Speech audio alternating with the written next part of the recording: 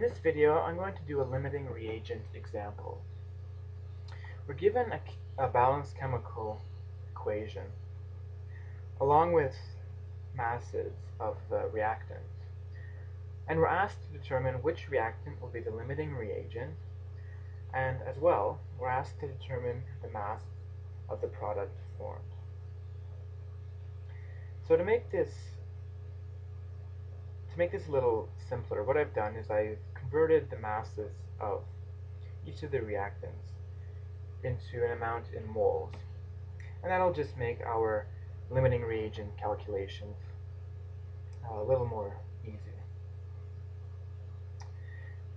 So what we do in limiting reagent calculations is we choose a reactant. It doesn't matter which reactant, but we choose a reactant and we determine using the mole ratio, we determine the amount of the other reactants that are needed to completely stoichiometrically react. And what we're essentially doing is we're just seeing what will happen if the reactant that we've chosen is the limiting reagent. So whether it is or not is irrelevant. So if we choose to do this calculation using zinc, we can just basically think of it as what will happen if zinc is actually the limiting reagent. You can do the same thing with sulfur as well. So we already know the amount of zinc that we have,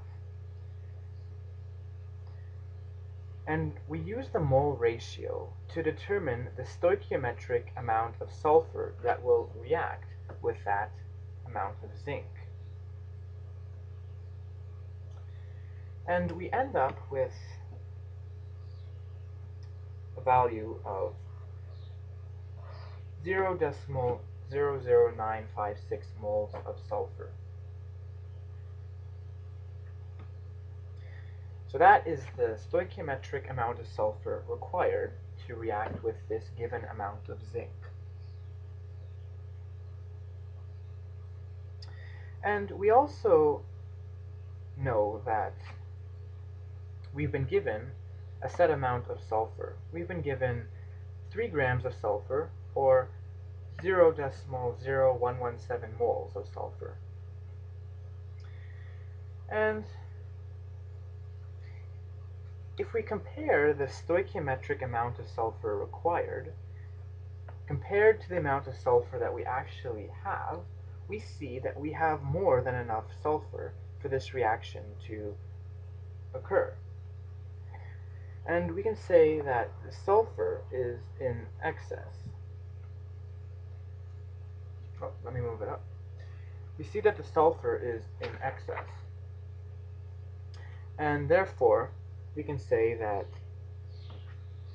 zinc is the limiting reagent.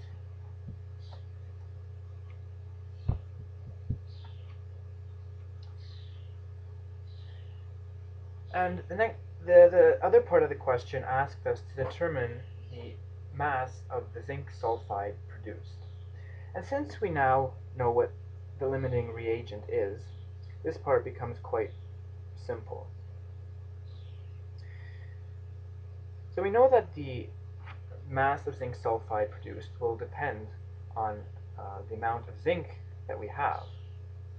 And using the mole ratio, 8 moles of zinc, or 8 moles of zinc sulfide, or 1:1, we use that, and then we use the molar mass of zinc sulfide to determine the mass of zinc sulfide, which ends up being 7.45 grams of zinc sulfide produced.